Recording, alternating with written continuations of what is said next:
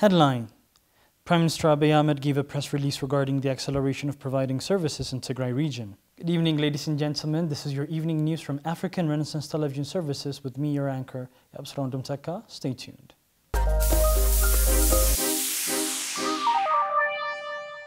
Prime Minister Abiy Ahmed gave a statement saying that the provision of services to Tigray region should be accelerated. Federal Prime Minister Abiy Ahmed gave instructions to accelerate the provision of services that started in Tigray region.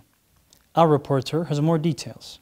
Ambassador Redwan Hussein, National Security Advisor to the Prime Minister, was part of the delegation that was headed by House Speaker Taggese Chaffo and wrote in his Twitter page that he had given a briefing to the Prime Minister about their stay in Mekelle yesterday. Ambassador Redwan pointed out after the Prime Minister listened to the explanation presented to him, he instructed the CEOs of various federal institutions to speed up the work of starting their services. He mentioned that following this instruction, Ethiopian Airlines will start regular flights to Mekelle today. He also stated that it is expected that Ethio Telecom will take similar action from now on. According to the Ethiopian Press Association report, following the second Nairobi peace agreement until Thursday, it is expected that federal defense forces will start fulfilling their constitutional responsibilities in the capital of Tigray region, Mekelle city.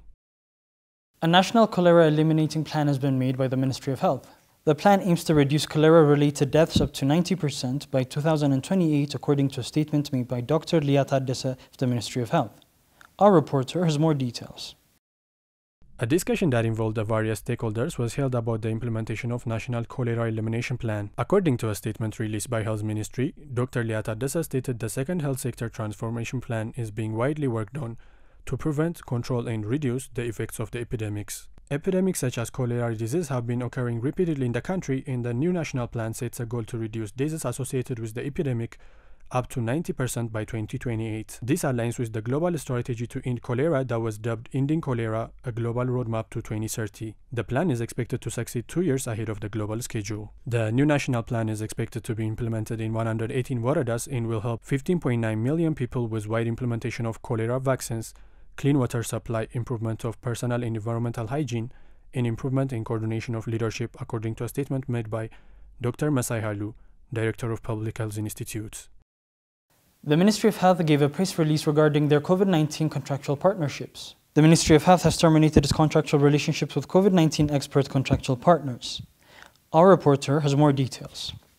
According to the Ministry of Health, the contract was renewed every 6 months for 3 years, and due to the limited resources and the significant reduction of the pandemic, the budget support of the partner organizations around this pandemic has also stopped. They said they were forced to terminate the contracts of 436 professionals. They said, considering the services these experts provided and taking the possibility of their permanent transfer into account, they decided to extend their employment for 3 years, but ultimately they were forced to terminate the rest of these professionals, according to the time limit given in the contract. Lastly, in their press release, they said that these experts whose contracts have been terminated have the opportunity to apply for open positions in various federal and state institutions.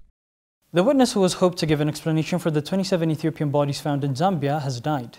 On Tuesday, December 27, the Zambian Immigration Department announced that the Ethiopian refugee who was found with 27 Ethiopian bodies in Niger 15 days ago was taken to the hospital due to breathing problems has passed away. Our reporter has more details.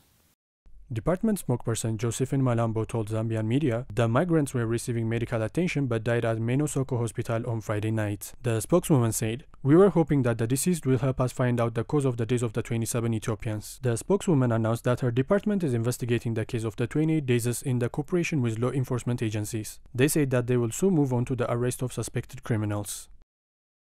56 people killed because of South Sudan ethnic clashes.